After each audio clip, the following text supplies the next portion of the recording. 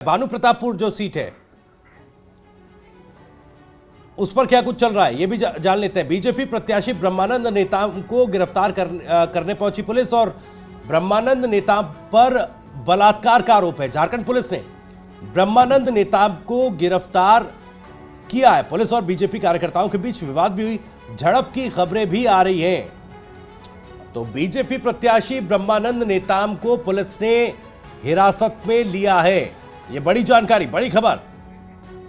अमित मिश्रा हमारे संवाददाता ज्यादा जानकारी के साथ जुड़ रहे हैं। अमित, बीजेपी प्रत्याशी ब्रह्मानंद नेताम को पुलिस ने हिरासत में लिया और इस बीच एक खबर आ रही कि बीजेपी कार्यकर्ताओं और पुलिस के बीच झड़प भी हुई है। क्या कुछ अपडेट आपके पास?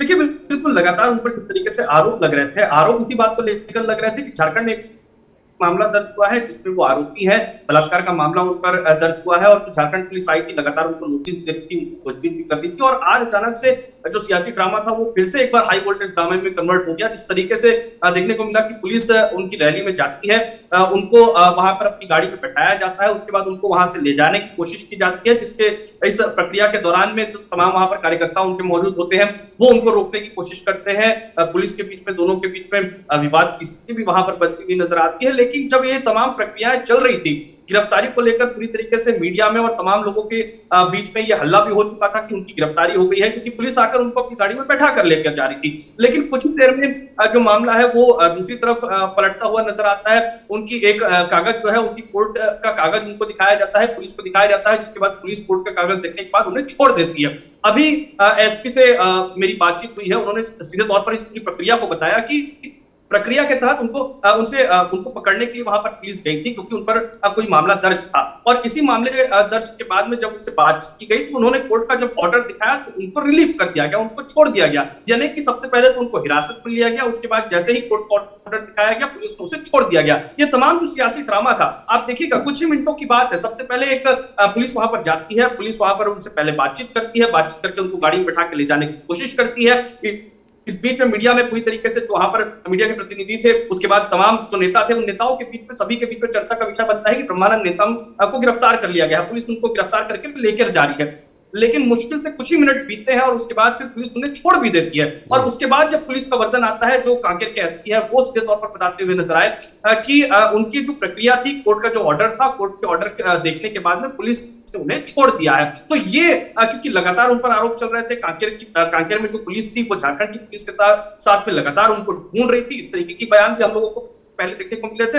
और अब ये बड़ी खबर निकलकर सामने आ रही है कि पहले उनको पुलिस ने पकड़ा, फिर पुलिस ने उनको छोड़ दिया। इसलिए छोड़ दिया क्योंकि कोर्ट का ऑर्डर आया है कि अब उनकी गिरफ्तारी नहीं हो सकती है। इस आधार पर उन्हें छोड़ा गया है। 64% का लगभग वोटिंग परसेंटेज आज रहा है, यानी कि बम्पर वोटिंग हुई है और लगातार काउंटिंग अभी भी जारी है। हालांकि वोटिंग यहाँ पर समाप्त हो चुकी है, लेकिन प्रतिशत रहा, कितने प्रतिशत वोटिंग हुई इसको लेकर अभी भी गिनती जारी है। कुछ ही समय में जो कुल प्रक्रिया है उस प्रक्रिया की जानकारी सामने आ जाएगी। लेकिन ये बम्पर वोटिंग हमेशा ही देखने को मिलता है कि जब भी बम्पर वोटिंग होती है तो उससे जो नजारे हैं वो यहाँ पर बदलते हुए नजर आते हैं। यानी कि कांग्रेस पे हो सकता है कि कांग्रेस को यहाँ पर बम्पर वोट मिलता हुआ नजर आए। हालांकि दूसरी तरफ देखें, जो आदिवासी जो प्रत्याशी वहां पर सर्व आदिवासी समाज पर जो प्रत्याशी खड़ा किया गया था, वो भी काफी आदिवासियों को अपनी ओर आकर्षित उन्होंने किया है, काफी वोटर उनकी ओर आकर्षित हुए हैं। यानी कि कांटे की टक्कर बीजेपी और कांग्रेस के बीच थी, लेकिन जो मत प्रतिशत जो बढ़ा है और उसके साथ जो मत बटा है, त्रिकोणीय यहाँ पर बढ़ता हुआ नजर आया है, उसका यहाँ पर हो सकता है कि जो